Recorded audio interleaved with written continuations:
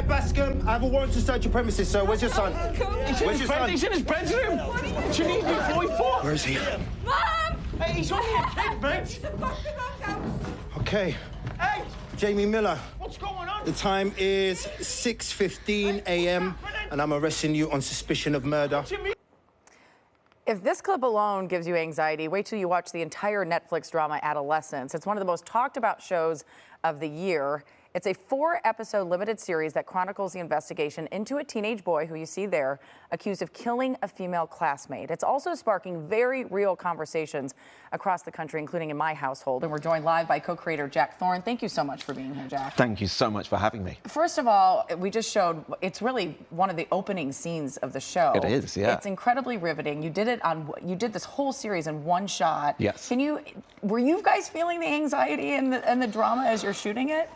It was terrifying, but weirdly there was a calmness around the set. Weirdly, we all felt this kind of joy of working together, and we sort of carried each other through the whole thing. But yeah, no, we should have been more scared than we were, I think. Well, I have to say, the cast is incredible. You really nailed it with how you cast the entire show. Do you take credit for that, or how do you? I take no credit for that at all. My colleague, Stephen Graham, can take some credit, and our brilliant director, Phil Barantini, can take some credit, and our amazing casting director, Shaheen Baig, can take some credit. But really, I mean, with Owen Cooper, who plays Jamie, we got so lucky because he grew. Every day he grew, and every day he became just a more and more exceptional actor. Well, you bring up Stephen Graham. He was one of the co-creators of the show. I was reading in interviews, he actually saw real-life headlines and brought them to you, saying, we need to do something about this. And you immediately said yes. Why? Well, you don't say no to Stephen Graham. Okay. This is the 6th project we've done together, and we really care for each other. And so when he comes to me with something, I know it means something to him.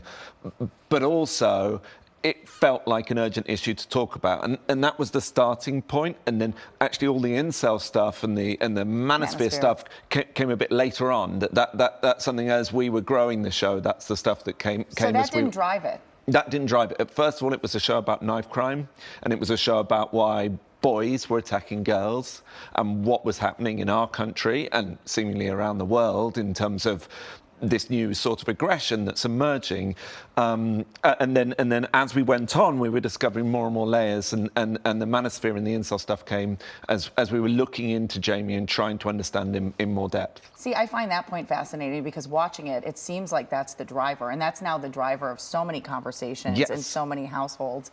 Can you talk a little bit about incel and manosphere? These are words that a lot of people don't necessarily know, but are playing out all over. It is everywhere, and it's frightening. And doing the research for this show, I was taken into some quite dark places. Incel means involuntary celibate.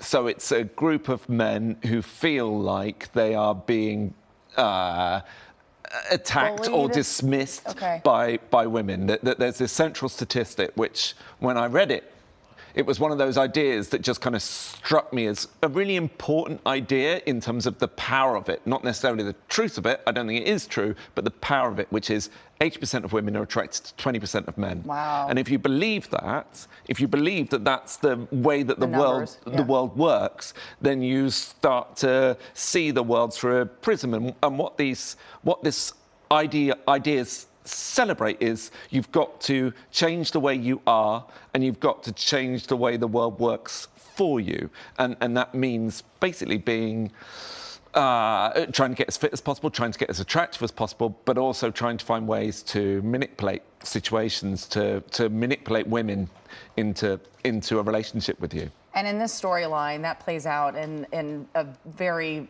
awful way, where a young woman is killed. But this is something that you were seeing in the UK, and it's something that we as Americans should be concerned about as well. I think it's everywhere, and honestly, like the thing that I was interested in was not the people like the Andrew Tates of this world who kind of just are the very loud voices. The thing that I was interested in were the 15, 16-year-olds, the 13, 14-year-olds talking to each other and seeing the ideas that they were propagating to each other, whilst also talking about June or talking about Minecraft or talking about all the other things that they talk about online. And that's the stuff that really concerned me, because these ideas have now become mainstream ideas. I'm not saying all boys are consuming it. I'm saying there is a percentage. There is a percentage, and it's a really concerning percentage. So what advice do you have for parents? Because I know I watched this, my husband watched it. We had discussions in our household on changing how we look at social media, or how much time my stepson's spending online. What advice do you have? I think there's two bits of advice. The first is talk to your kids and force that conversation, and actually make sure that you're getting inside what their understanding of the world. And the second is maybe think about limiting that smartphone use. I'm part of this group in the UK called the Smartphone Free Alliance, which is a parent pact which says that kids shouldn't have smartphones until the age of 14. And it's really the parents who have had to come together in that pact. Yes, absolutely. Because the kids are always going to want the phone. Well, for my son's 9, right? When he's 11, 80% of his friends are going to have smartphones unless we can stop it now. So it's about, you know, and you don't want to be in a situation where your kid is isolated. You don't want to be in a situation where he's not got a phone and everyone else has, because then you're creating problems for him. Right. So actually what we're trying to do is say, what if the whole class doesn't have smartphones? Wouldn't we all be better off? And if we can encourage the parents to work together on this, then maybe we can create this new reality. Well, if people haven't checked out the show, which a lot of people have, I really highly recommend it, just to start these conversations, because it's easier to have the conversation once people have the information. So thank you so much for being with us. Thank you so much for having me. I really enjoyed it. Adolescence is now streaming on Netflix.